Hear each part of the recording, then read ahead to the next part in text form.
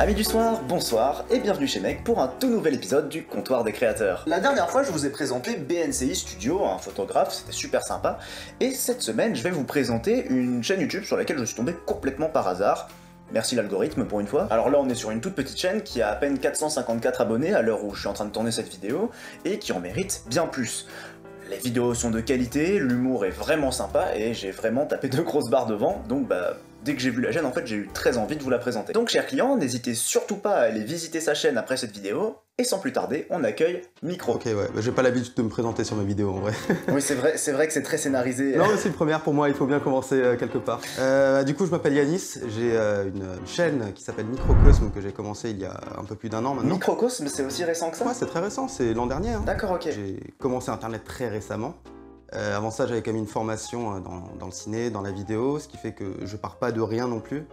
Même si je suis quand même parti avec beaucoup de retard par rapport à ce que je suis censé savoir faire. C'est-à-dire que tu regardes mes premières vidéos, techniquement c'est une cata. J'ai commencé avec une vieille webcam que j'ai chopée à l'arrache, avec un micro affreux, sans savoir utiliser le matos. Oui, sur Microcosme, les premières vidéos, le micro est pas terrible, c'est vrai. Ah ouais, c'est affreux, hein. C'est horrible. Hein. Par moments, je le regarde, tu vois, histoire de me dire, waouh, on a fait du chemin quand même depuis là. Autre question, juste ça m'interroge, c'était quoi la formation que t'as fait juste avant? J'ai fait l'ESRA, qui est une école de cinéma à Paris, et j'avais fait une formation du coup plus ancrée en tant que... Enfin, plus dirigée en tant que scénariste. Ok, d'accord. Après, les conditions de la vie ont fait que je me suis un peu éloigné de ce milieu et que là, j'essaye d'y retourner un peu à ma manière, du coup en passant par YouTube et du coup ne pas dépendre de production, etc. et de pouvoir faire vraiment mes trucs et de les sortir dès que moi j'ai envie de les sortir. Est-ce que tu peux peut-être commencer par résumer un petit peu qu'est-ce que tu proposes sur ta chaîne pour ceux qui viennent d'arriver? Pour l'idée actuellement, tu vois, avec ce que j'ai sorti, je dirais que c'est du détournement. C'est de l'incrustation, c'est de la déformation de contenu qui existe déjà. Je fais le truc que font tous les gens qui ont un gros emploi du temps, c'est que je mettais un coup de genou sur ma demi-sœur jusqu'au moment où elle s'est pas rallumée et que... voilà. D'accord. Et à part ça, comment tu vas? C'est de la comédie. Franchement, c'est de la comédie. J'essaie de faire des trucs drôles, des trucs qui sont uniques, des trucs qui sont originaux. Pas dans l'anti-YouTube, mais à l'inverse de ce qui se propose en tendance sur YouTube, tu vois, genre tout ce qui est fit and fun, tout ce qui est des persos, en gros, tu vois, Inoxtag, Squeezie, qui sont des personnages. Moi, j'ai envie d'aller à l'opposé de ça. J'ai envie que absolument tout soit scripté, tout soit scénarisé, et tout est faux, parce que concrètement, il n'y a rien d'authentique, tu vois, sur YouTube, pour moi. Et je compte vraiment insister sur ce point-là. C'est que c'est pas authentique et j'assume le fait de ne pas être authentique jusqu'au bout. Quoi. Même si tu as déjà répondu en quelques mots, c'est pourquoi à la base tu fais des vidéos, c'est quoi la volonté derrière? La volonté avant tout c'est de créer. Tu vois, moi c'est un truc qui me manquait pendant des années. J'étais on va dire dans des situations, dans des tafs où j'avais plus spécialement l'opportunité de créer, j'avais plus la motivation de créer et c'était vraiment de refaire ce que j'aime faire par-dessus tout. Donc avant tout c'est ça. L'objectif c'est de créer, faire rire avant tout. Le reste c'est secondaire, tu vois, tout ce qui est faire réfléchir, ça pour moi c'est secondaire. Si j'arrive à faire une vidéo qui soit pas juste hey, regardez, il y a une vanne, il y a une vanne, il y a une vanne, il y a une vanne et où il y a quelque chose derrière, c'est mieux. Mais sinon l'objectif premier c'est de faire un truc qui est drôle, qui fonctionne, qui est rythmé, qui me plaît et qui peut plaire aux gens. Quoi. Ok. C'est un moyen de créer en attendant d'avoir, on va dire, les moyens de me lancer dans d'autres projets plus ambitieux qui soient soit sur YouTube, soit hors YouTube, quoi. Genre, je me cantonne pas au YouTube en tout cas. Parce que du coup, ouais, tu vois peut-être un peu plus large par la suite, vu que tu as une formation scénaristique et tout. Ouais, bah, en fait, j'aimerais toucher à tout, tu vois. J'aimerais toucher, que ce soit au cinéma, que ce soit à la télévision, bah, c'est là où j'ai travaillé vite fait par le passé, que ce soit dans les jeux vidéo.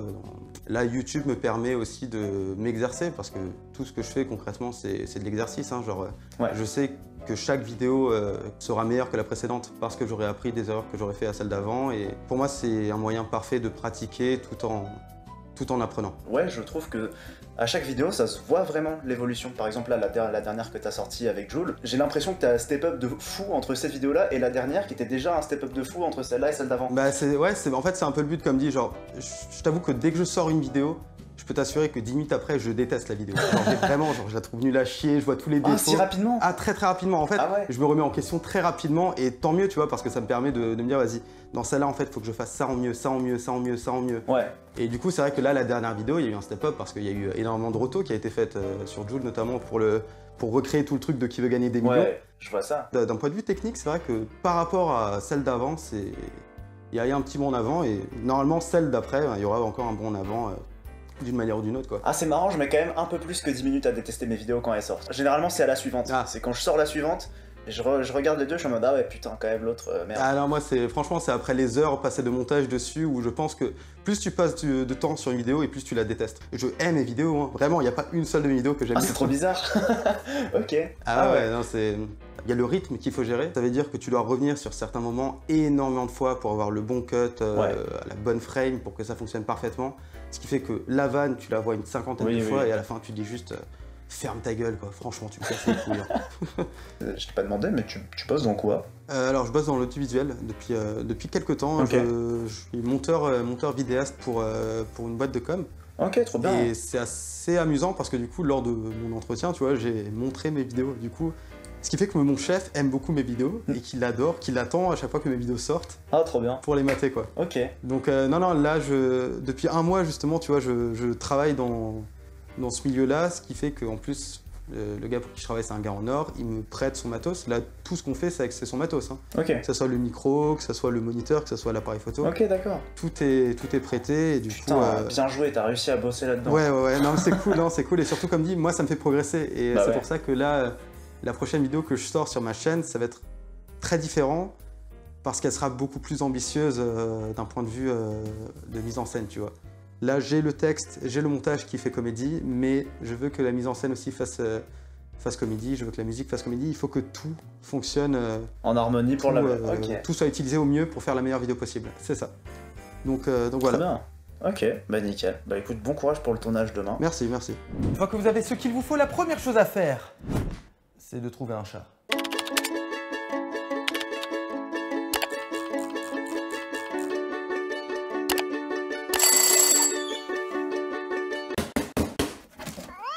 Alors, la fameuse question, c'est comme ça que je l'ai écrit sur le truc, mais parce que j'aime beaucoup en fait, c'est une question que je vais poser, je pense, à tous mes invités au fur et à mesure que je ferai cette émission-là. C'est la question du succès.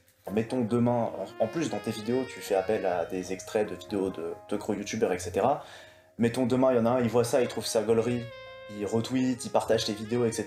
Et du jour au lendemain, tu te retrouves avec une commu de, je sais pas, 1 million d'abonnés. Comment est-ce que tu penses gérer le truc? Est-ce que c'est quelque chose auquel tu as déjà réfléchi?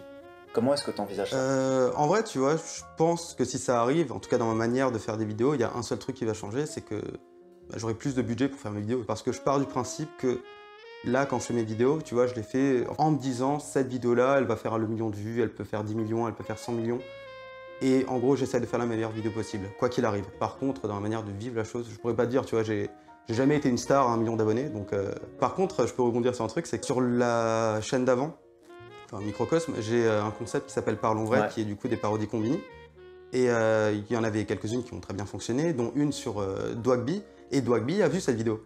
Mais sauf que vu que la vidéo est un peu borderline, eh bien Dwagby ne l'a pas partagé cette vidéo. Il l'a vite fait mentionner en disant ouais je l'ai vu mais je veux pas trop la montrer parce que c'est un peu borderline et tout. Ouais, je l'ai vu la parodie Combini, bien sûr que je l'ai vu, incroyable. Après c'est pas très grand public on va dire, c'est un peu borderline tu vois, donc je vais pas me la mater en live non plus. Donc tu vois, genre je serais un peu surpris si quelqu'un retweet une de mes vidéos, tu vois, mis à part un JDG ou un truc dans le genre qui... Ouais, un JDG, il pourrait... Un JDG pourrait. JDG, il en a rien à foutre, du coup, il pourrait largement, mais concrètement, tu vois, je vois mal les gros youtubeurs, on va dire mainstream, partager en disant c'est drôle, parce que même eux, tu vois, ils risqueraient d'être dans la sauce en mode c'est pas normal que tu trouves ça marrant, t'es trop... voilà. Enfin bref, Twitter quoi. Genre, juste en mode, bah, je sais pas si je serais prêt, je verrai quoi. Genre, c'est pas un truc qui te stresserait ou. Vraiment pas. Non, vraiment pas. Comme dit, tu vois, moi, dans l'idée, ce serait de pouvoir en vivre le plus vite possible. Ouais. Je pense que c'est un peu le but de tous les youtubeurs quoi. Je pense que toi aussi, c'est à peu près comme ça. Je pense que dans l'idée, t'aimerais bien vivre de. Tout à fait, ouais, c'est clairement l'objectif. En fait, tu vois, vaut mieux pas appréhender, vaut mieux pas s'y préparer. Genre, faut juste faire ce qui te plaît, espérer que ça fonctionne. Et si ça fonctionne, ben, tu fais en fonction de ce qui se passe quoi. Ok. Je vais aller un tout petit peu plus loin sur cette question. Effectivement, comme tu l'as souligné, sur certaines de tes vidéos, en fait non, sur tes vidéos globalement, tu fais des blagues qui sont très borderline. Si ta chaîne fonctionnait, est-ce que tu garderais cet aspect sur ton humour, ou est-ce que tu te briderais un peu? Est-ce que c'est un truc important pour toi, ou est-ce que c'est juste là Ah non, si ça fonctionne, j'arrête, je fais des vidéos fit and fun avec McFly et Carlito, on dit caca qu'on censure, non, on fait rien de tout ça, hein. Là, tous les trucs borderline, on oublie, hein, c'est le chave. Ok. Non, c'est une blague, hein, c'est une blague. C'est vrai qu'on se voit pas, du coup, le second degré passe moyennement. Mais non, c'est une blague. Non, bien sûr que je compte garder ça parce que mes blagues, même si elles sont borderline, tu vois, genre, c'est juste des sujets qui sont limites que j'utilise et pour faire des blagues autour de ça, tu vois. C'est juste que j'aime bien jouer avec ces sujets-là. Et par contre, est-ce que je vais changer? Non, pas vraiment, parce que en fait, mon public, tu vois, c'est pas le grand public, on va dire, ciblé par YouTube. C'est vraiment le public qui a, comme moi, grandi avec YouTube, qui a grandi avec des gens qui étaient passionnés, qui ont fait des vidéos à l'arrache, qui ont fait des trucs un peu limites. Parce que ouais, tu parles d'Antoine Daniel. Antoine Daniel, comme dit, j'ai rematé ses vidéos et ouais, t'as des trucs qui clairement sont bien plus que limites. Ouais. Et je pense qu'en fait, il y a un public pour ça. Il y a plein de gens qui aussi en ont marre un peu d'avoir un peu un truc qui est beaucoup trop édulcoré, qui sont aussi à la recherche d'un humour qui sont un peu plus poussé, un peu plus tendancieux. Si je changeais, ce serait un peu comme trahir mon public, tu vois, genre jamais mes blagues, enfin jamais quand j'écris mes blagues, j'essaye de manquer de respect à qui que ce soit, ni de blesser qui que ce soit. C'est jamais le but. Il y a certaines blagues que je censure moi-même, hein, genre je fais quand même attention à ce que j'écris, à ce que je dis, mais tout en jouant avec la limite, tu vois, en essayant de faire en sorte que ça soit plus drôle que choquant. Parce que si c'est juste pour choquer, franchement, ça m'intéresse pas, quoi. Ok. Très très belle réponse, et du coup ça va me permettre de faire une magnifique transition vers ce que j'ai noté tout à l'heure, parce que du coup tu me parlais d'authenticité, tu disais que tu assumais le fait de ne pas être authentique par le fait par exemple de scénariser, et que du coup ce soit pas en impro, que ce soit pas naturel, mais là ce que tu es en train de me décrire, pour moi c'est quand même de l'authenticité. C'est une démarche assez authentique, c'est ton humour, c'est ça, tu l'assumes, et même si les choses venaient à changer, bah, tu serais toujours à faire ça parce que bah, c'est toi, tu vois. Et ça, c'est quelque part un peu de l'authenticité quand même si c'est scénarisé, tu vois. Oui, alors c'est de l'authenticité sur le fond, mais après ce que je critique principalement, c'est de l'authenticité sur la forme, tu vois. Ok. C'est que je pars du principe qu'à partir du moment où tu es filmé, ou même où tu es photographié, et tu as conscience de ça, tu seras jamais authentique, tu vois. C'est comme quand tu sais qu'on prend une photo de toi, tu vas prendre une pause, même si un semblant naturel ou non, mais c'est jamais authentique, parce que tu es conscient que le truc va être montré aux autres. En fait, il y a beaucoup de créateurs de contenu sur TikTok, YouTube ou autres qui jouent de ça, qui jouent en mode « ouais, moi, regardez, je suis authentique, je suis comme ça dans la vraie vie ». Ce qui fait qu'on essaye de vendre l'authenticité alors qu'elle n'existe pas.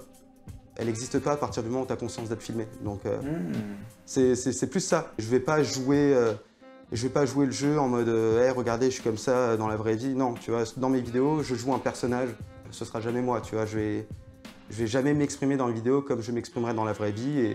Et après, je critique pas du tout les gens qui ont une démarche d'authenticité haute, tu vois. Je dis juste que moi, je préfère aller à l'inverse de ça, parce que je trouve qu'elle existe de moins en moins sur YouTube.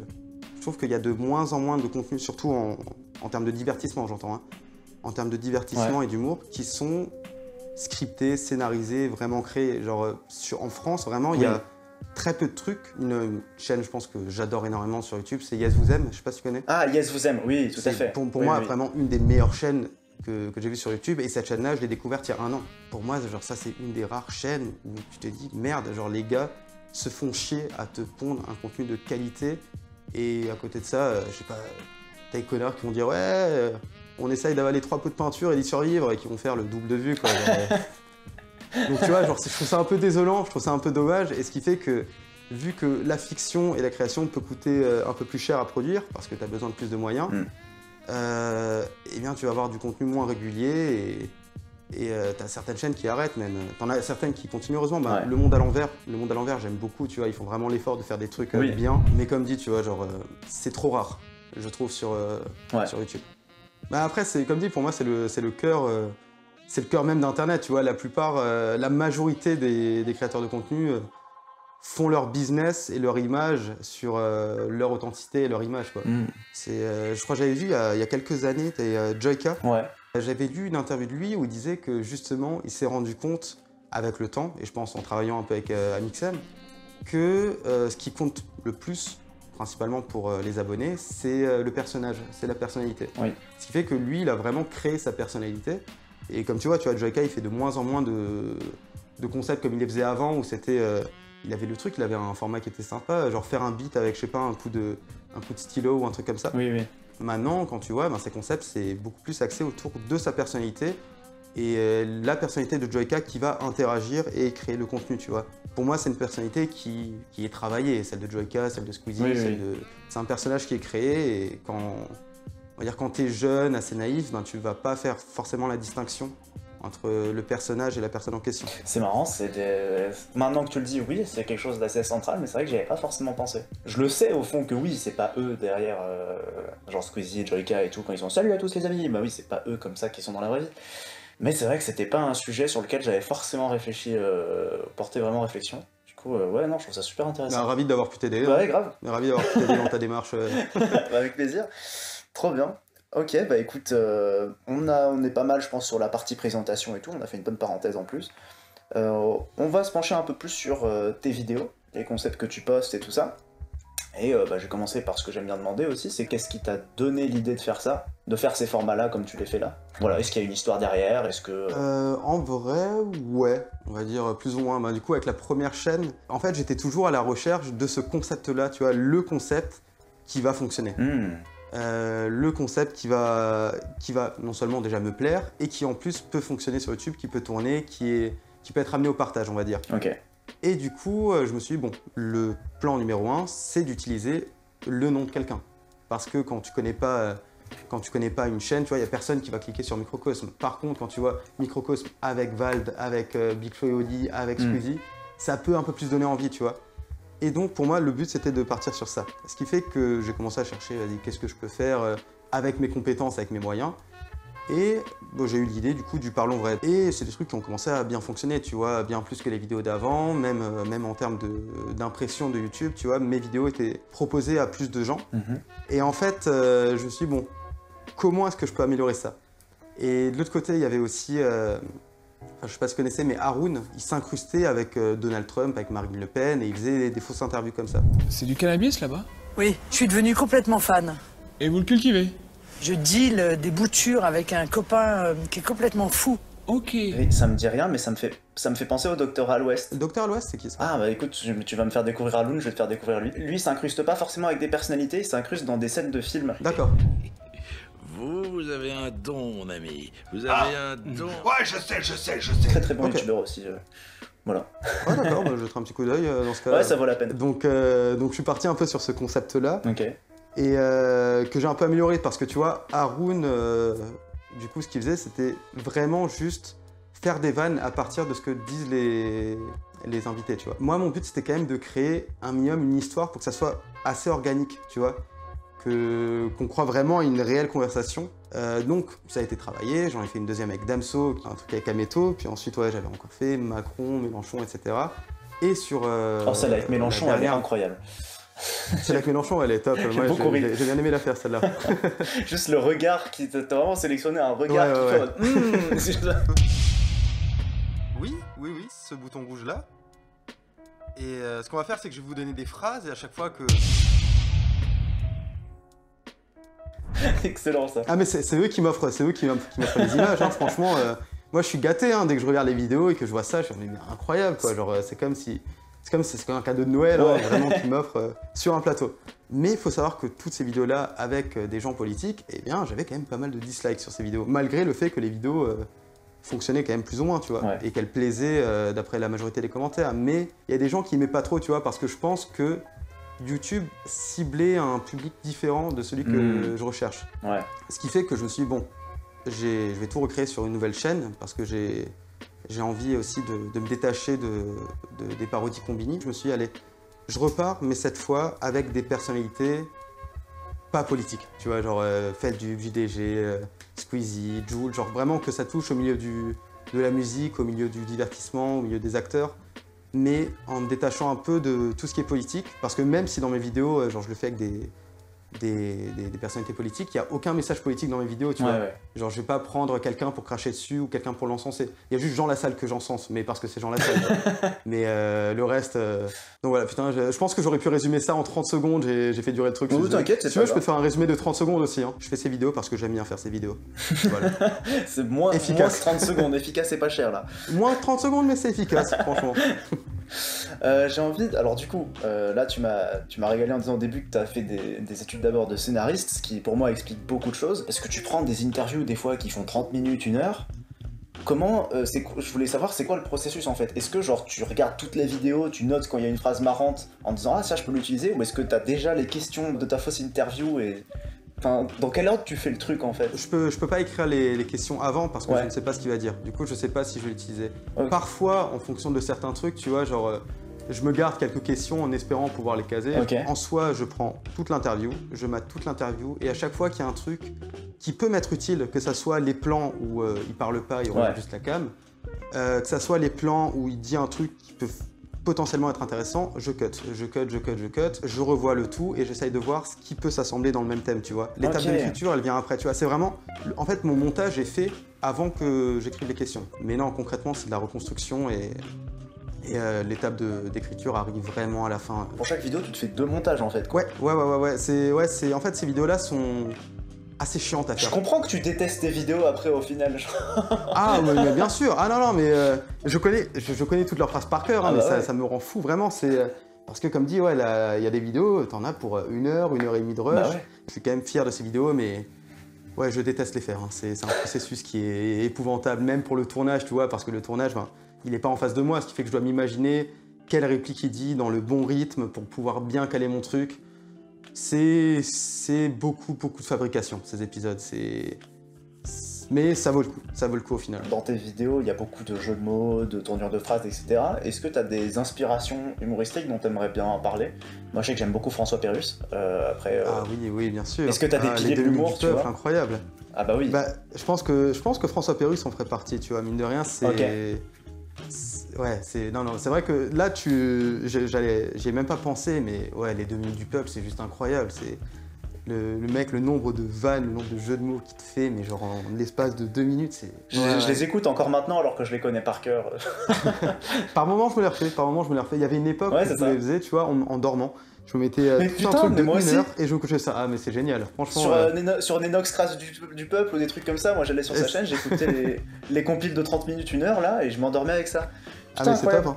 C'est vraiment top. Non, Grave. les 2 minutes du peuple, franchement, si vous avez jamais regardé ça, regardez, c'est juste incroyable. Là, mais non, sinon, pour ce qui est de l'inspiration, tu vois, mine de rien, je m'inspire, on va dire, très peu d'internet. Principalement de séries télé. Je pense qu'il y a beaucoup de South Park. Beaucoup de South Park dans ce que je fais. Ah, ok, ouais. J'aime beaucoup la satire, tu vois. Et concrètement, South Park, il n'y a pas mieux comme satire. C'est juste. Et en plus, la satire, tu vois, c'est très simple. Tu prends une situation qui existe, tu l'exagères et c'est tout. Je peux aussi citer 2 autres séries animées, tu vois. Il y a Family Guy et Archer. Ouais, je vais principalement m'inspirer de séries de comédie. C'est ce qui fait qu'en fait, je me mate tout le temps une série comédie, tu vois. Si je termine une série comédie, soit j'en remate une que j'ai déjà vue, soit j'en mate une nouvelle. Mais tous les jours avant de me coucher, j'ai forcément ma série comédie, j'ai un truc en cours. À la place de faire des trucs drôles, j'ai envie de faire de la comédie, tu vois. Genre, j'ai envie que mes blagues sont construites, qu'elles soient différentes, qu'elles soient à chaque fois, on va dire, uniques en leur genre, et pas juste balancer des vannes, tu vois. Genre, j'ai envie de créer la situation de comédie, donc tu vois, instaurer des malaises, créer le comique de répétition. Il y a beaucoup de comiques de répétition dans les vidéos. Pour réussir à faire ça, il faut s'inspirer de ce qu'il y a de mieux, quoi. Et ce qu'il y a de mieux, c'est les séries comédies. Sur YouTube, il y a vraiment juste Yes Vous Aime qui m'inspire. Du coup, Bertrand Islam. Ok. David Castello-Lopez aussi. David Castello-Lopez est très très drôle. Oui, il est incroyable. Pour l'amour du ciel. Ouais, il est vraiment Il fait très très beaucoup drôle. rire. Mais je pense, tu vois, pour moi, c'est vraiment les 2 personnes, Bertrand Isla et David Castello-Lopez, qui sont mes 2 inspirations, on va dire, d'un point de vue internet, quoi. Ok, là on sort un peu du cadre YouTube, mais est-ce que tu as d'autres passions, d'autres hobbies dont tu aimerais parler sur le côté, en dehors de la vidéo? Le jeu vidéo, en soi, j'aime beaucoup les jeux vidéo, j'aime beaucoup les mangas, j'aime beaucoup le cinéma. Après, dans un truc qui a absolument rien à voir, j'aime beaucoup le foot. Je pratique du foot en club depuis que je suis gosse. Puis j'ai fait une coupure quand j'étais à Paris et j'ai repris. Donc j'aime beaucoup le foot et voilà. Bah écoute, je vais finir avec la dernière question que je pose à tout le monde. T'es toute conne, est-ce que t'as envie d'ajouter quelque chose, que ce soit un message aux gens, un truc personnel, enfin, peu importe. Est-ce que t'as quelque chose à rajouter? Abonnez-vous. Tout simplement. Non, franchement, abonnez-vous à cette chaîne. Je trouve que franchement, j'ai beaucoup aimé cet exercice. Ok. Genre, c'est comme dit, tu vois, c'est très nouveau pour moi étant donné que j'ai vraiment pas l'habitude de faire quelque chose qui ne soit pas scripté. C'est pas trop mon élément, mais j'ai vraiment kiffé, tu vois, échanger avec toi, pouvoir parler aussi avec quelqu'un de YouTube en général, d'avoir des points de vue différents, c'est vraiment top, tu vois. Genre, Bah écoute, je suis super content si ça t'a plu. J'aime bien, hein, genre, moi aussi je suis stressé quand ça commence, puis finalement ça plaît, donc c'est cool. oui, bah après, à partir du moment, on discute, quoi, c'est cool. Oui, bah oui. Et comme dit, oui, le plus important, abonnez-vous, hein. Vraiment, vraiment, là, très très important. Bah oui, voilà, abonnez-vous, partagez, et surtout comme je mettrai les liens vers les 2 chaînes en description, puisque donc il y a Micro qui est principalement sur... C'est ça. Micro, c'est l'actif, ouais. Micro, c'est celle qui est active, Microcosme, c'est celle qui est du coup, un peu laissée à l'abandon. Du quoi. coup, tu vas un Mais, peu la laisser en stand-by, Microcosme Non, je voulais, tu vois, vraiment continuer les deux, sauf que j'ai pas le temps. Ok, ouais, je comprends. Bah, Mais ouais. concrètement, non, la chaîne active et la plus récente et qui, à mes yeux, est la plus qualitative, c'est Micro. Microcosme, c'est le premier enfant, tu vois, c'est l'essai, on va dire. C'est celui que t'as... C'est le prototype. Que t'as éduqué parce que t'avais pas vraiment d'idée. Le deuxième, tu dis, bon, on va rattraper, le deuxième, sera brillant. Le premier, c'était vraiment un test. Et je dis ça parce que je suis fils aîné, du coup, ça va, tu vois, ça fonctionne pour moi, donc c'est bon. J'ai le droit. Ok. Écoutez, du coup, comme dit, n'hésitez surtout pas à aller visiter sa chaîne, à aller regarder un petit peu le contenu. C'est très quali. Ouais, mes vidéos, elles sont incroyables. Franchement, je pense que j'ai une des chaînes les plus quali de l'histoire de YouTube. Vous passez vraiment à côté de quelque chose si vous ne regardez pas ça. Vraiment, voilà. On fait tous des erreurs, ne faites pas celle-ci. Abonnez-vous et regardez. Voilà. Je peux pas faire mieux, hein. Ok, bon bah voilà, parfait. Bah écoutez, j'espère que ça vous aura plu autant qu'à nous. J'ai passé un très bon moment en tout cas, merci beaucoup. Et puis, vous connaissez le tarif, hein, comme à chaque fois, ça vous fera un abonnement 50 et je vous laisserai régler par carte ou en espèces à la sortie. Et nous, on se retrouve dès la semaine prochaine pour un format quelconque. Des bisous!